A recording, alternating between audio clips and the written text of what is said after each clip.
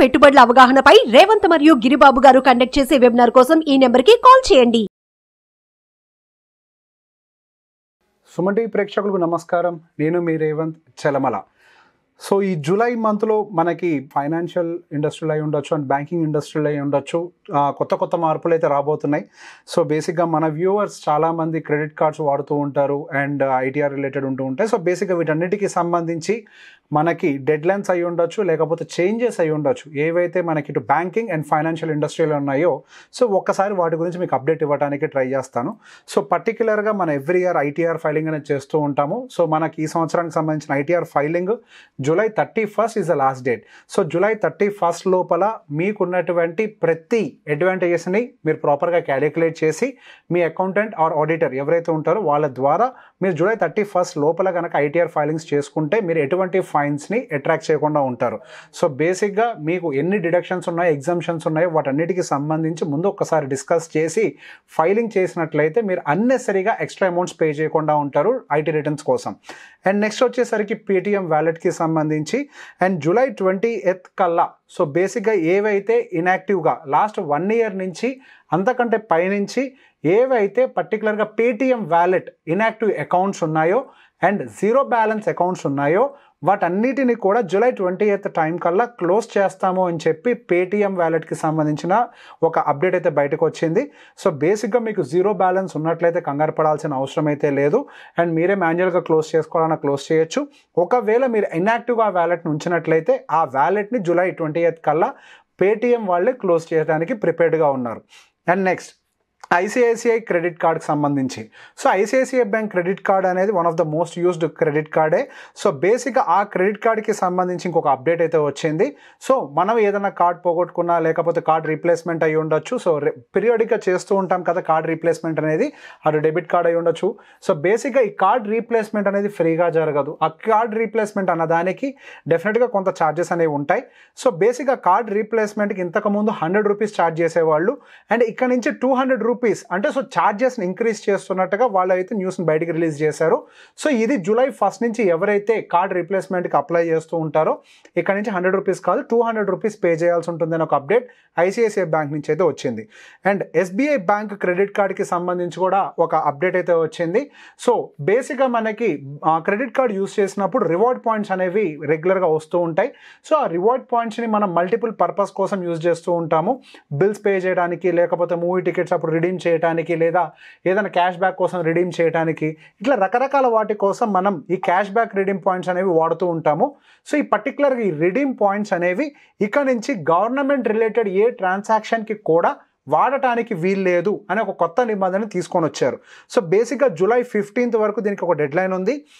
July 15th తర్వాత నుంచి ఎటువంటి గవర్నమెంట్ రిలేటెడ్ ట్రాన్సాక్షన్స్ కోసం మీకున్నటువంటి ఎగ్జిస్టింగ్ రివార్డ్ పాయింట్స్ని వాడడానికి అయితే ఉపయోగపడదు. సో ఈ లోపల మీ రివార్డ్ పాయింట్స్ ఏవైతే ఉంటాయో మీరు ఏమైనా గవర్నమెంట్ రిలేటెడ్ పేమెంట్స్ చేయాల్సిన ఏమైనా పెండింగ్ ఉంటే ఈ లోపల యూస్ చేసుకోవడం బెటర్.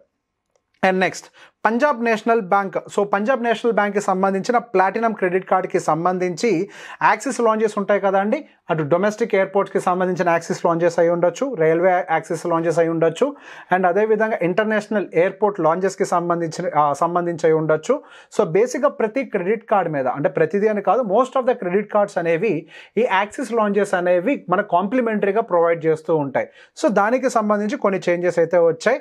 సో బేసిక్గా మనకి వీటిలో ఉన్నటువంటి మెయిన్ చేంజ్ జూలై 1 నుంచి ఈ చేంజెస్ అన్ని కూడా అప్లై అవుతూ ఉంటాయి. సో ఎవ్రీ క్వార్టర్ అటు డొమెస్టిక్ ఎయిర్పోర్ట్కి సంబంధించి అయి ఉండొచ్చు, లేకపోతే రైల్వే లాంచెస్కి సంబంధించి అయి ఉండొచ్చు. అటు domestic airport lounges and railway లాంచెస్కి సంబంధించి ప్రతి 3 నెలలకి ఒక యాక్సిస్ అనేది ఇస్తూ ఉంటున్నారు. అండ్ దాంతోపాటుగా ఇంటర్నేషనల్ ఎయిర్పోర్ట్ లాంచెస్కి సంబంధించి కేవలం 2 యాక్సిసెస్, అంటే 2 టైమ్స్ మాత్రమే మీరు లాంచ్ యాక్సిస్ చేసుకోవడానికి అనుకూలంగా ఉంటుంది అని చెప్పి Punjab National Bank platinum credit card యూజర్స్కి ఒక అప్డేట్ని పబ్లిష్ చేసింది. అండ్ సిటీ బ్యాంక్ క్రెడిట్ కార్డ్స్కి సంబంధించి సో బేసిక్గా సిటీ బ్యాంక్ క్రెడిట్ కార్డ్స్కి సంబంధించి మనందరికీ న్యూస్ ఐడియా ఉండే ఉంటుంది అండ్ ఆల్రెడీ ఆ కార్డ్ యూజర్స్కి కూడా ఐడియా ఉండే ఉంటుంది. నెక్స్ట్ అది యాక్సిస్ బ్యాంక్ క్రెడిట్ కార్డ్స్గా మారబోతున్నాయని చెప్పి. సో బేసిక్గా మనకి జూలై 15వ తారీఖు నుంచి మనకి ఇంకా సిటీ బ్యాంక్ బ్రాండ్ తోటి ఇంకా క్రెడిట్ కార్డ్స్ ఉండవు. సో కంప్లీట్గా ఇంకా యాక్సిస్ బ్రాండ్ క్రెడిట్ కార్డ్స్గా రీప్లేస్మెంట్ చేయబోతున్నారు అని. ఒకవేళ ఎవరికైనా సిటీ బ్యాంక్ క్రెడిట్ కార్డ్స్ కనుక యాక్సిస్ బ్యాంక్ క్రెడిట్ కార్డ్స్ కనుక వచ్చి ఉండకపోతే అవి వచ్చేంత వరకు పాత సిటీ బ్యాంక్ క్రెడిట్ కార్డ్స్ అనేవి యాక్టివ్గా ఉంటాయి. సో వీళ్ళు జూలై 15th కల్లా మొత్తం ట్రాన్సాక్షన్స్ అంటే రీప్లేస్మెంట్ అంతా కూడా కంప్లీట్ చేయడానికి ప్రిపేర్డ్గా ఉన్నారు అని చెప్పి axis bank credit cards department నుంచి అయితే ఒక అప్డేట్ వచ్చింది.